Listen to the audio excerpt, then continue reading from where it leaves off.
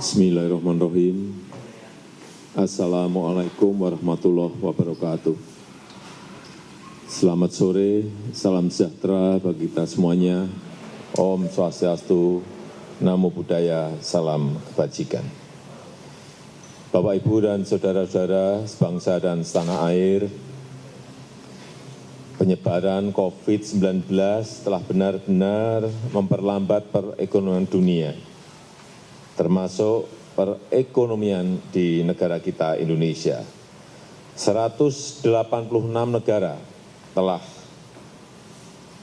terpapar virus corona. Pemerintah terus bekerja keras untuk mengantisipasi hal ini, untuk mempertahankan daya beli masyarakat, untuk mengurangi risiko PHK, dan mempertahankan produktivitas ekonomi, produktivitas masyarakat di seluruh wilayah tanah air Indonesia. Pada kesempatan ini, saya hanya akan berfokus pada kebijakan bantuan-bantuan yang disediakan oleh pemerintah, langsung kepada masyarakat untuk mempertahankan daya beli masyarakat. Pertama, saya telah perintahkan kepada semua menteri, gubernur, bupati, dan wali kota agar memangkas rencana belanja yang tidak produktivitas ekonomi, produktivitas masyarakat maupun di seluruh wilayah.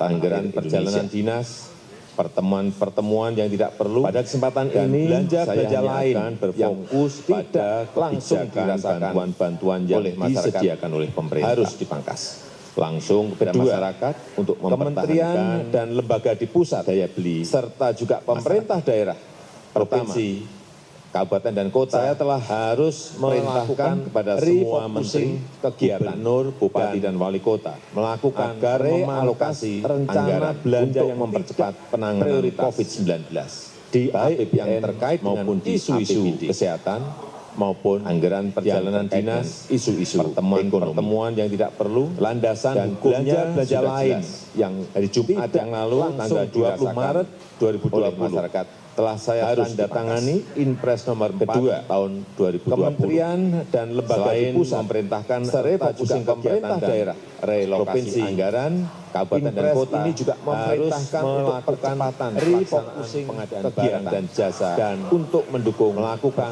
realokasi anggaran untuk mempercepat sekali lagi bukan hanya untuk baik yang terkait kesehatan isu-isu kesehatan, tapi juga untuk penanganan yang dampak dengan isu-isu ekonomi.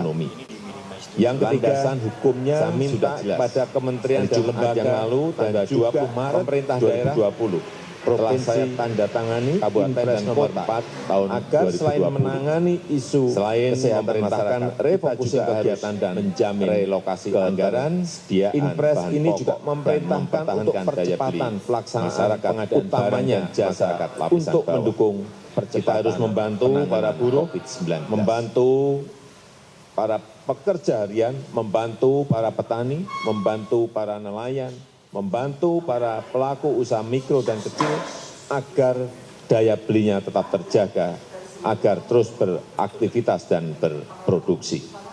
Keempat, saya telah perintahkan agar program padat karya tunai, sekali lagi program padat karya tunai harus diperbanyak, harus dilipat gandakan dengan tetap mengikuti protokol kesehatan untuk pencegahan dan penularan COVID-19, yaitu dalam bekerja harus menjaga jarak yang aman.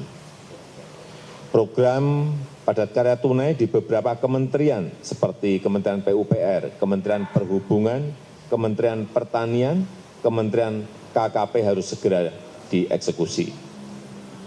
Dana desa dan program-program pemerintah daerah, provinsi, kabupaten, dan kota juga harus mengutamakan cara-cara padat karya. Ini akan membantu masyarakat, membantu para petani, para buruh tani, para nelayan di pedesaan di seluruh tanah air. Sekali lagi, dengan tetap mengikuti protokol kesehatan, yaitu dalam bekerja harus menjaga jarak yang aman.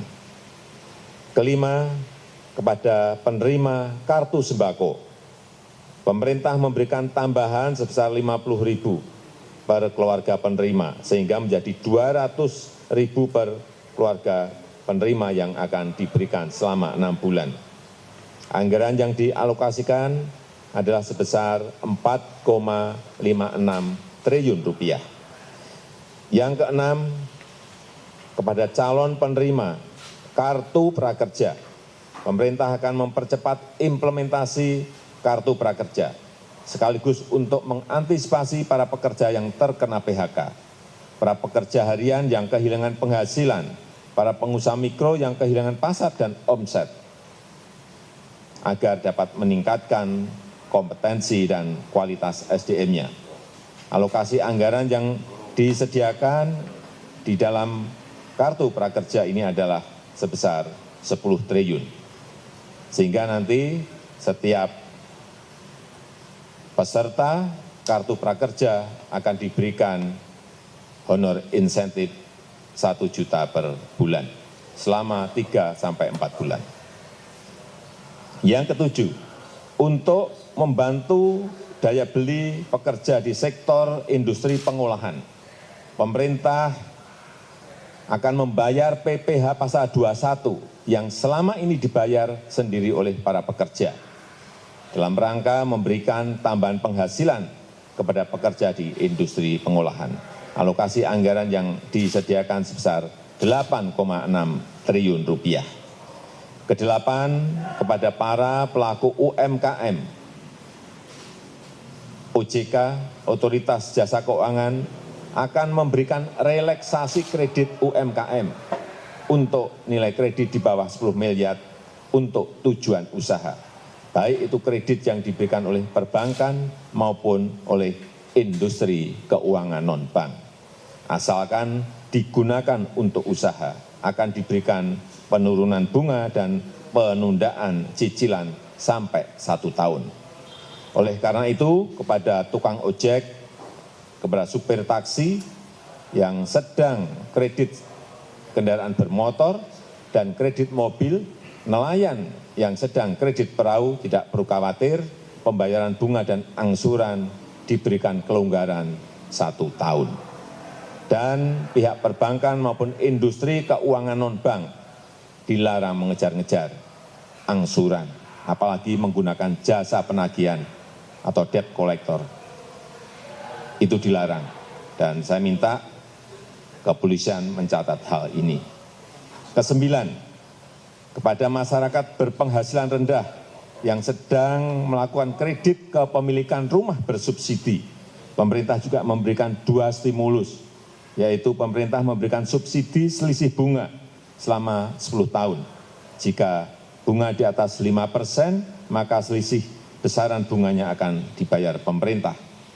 Pemerintah juga memberikan subsidi bantuan uang muka bagi yang akan mengambil kredit rumah bersubsidi. Anggaran yang disiapkan 1,5 triliun rupiah. Saya mengajak seluruh jajaran pemerintah, baik di pusat maupun di daerah, sampai ke level kelurahan dan desa, untuk selalu tanggap terhadap situasi kesehatan dan kondisi ekonomi masyarakat. Kita harus kerja keras, kita harus bersatu dan bergotong royong menghadapi tantangan ini. Terakhir, saya juga mengapresiasi gerakan masyarakat yang telah turut mensosialisasikan, memasyarakatkan physical distancing atau jaga jarak aman, yang terus mengingatkan kita semuanya untuk berdisiplin. Karena hanya dengan kedisiplinan yang kuat kita dapat mencegah penyebaran COVID-19. Percayalah, kita bangsa besar, kita bangsa petarung, bangsa berjuang. Insya Allah kita bisa, insya Allah kita mampu dalam menghadapi tantangan global yang berat sekarang ini. Terima kasih, saya tutup. Wassalamualaikum warahmatullahi wabarakatuh.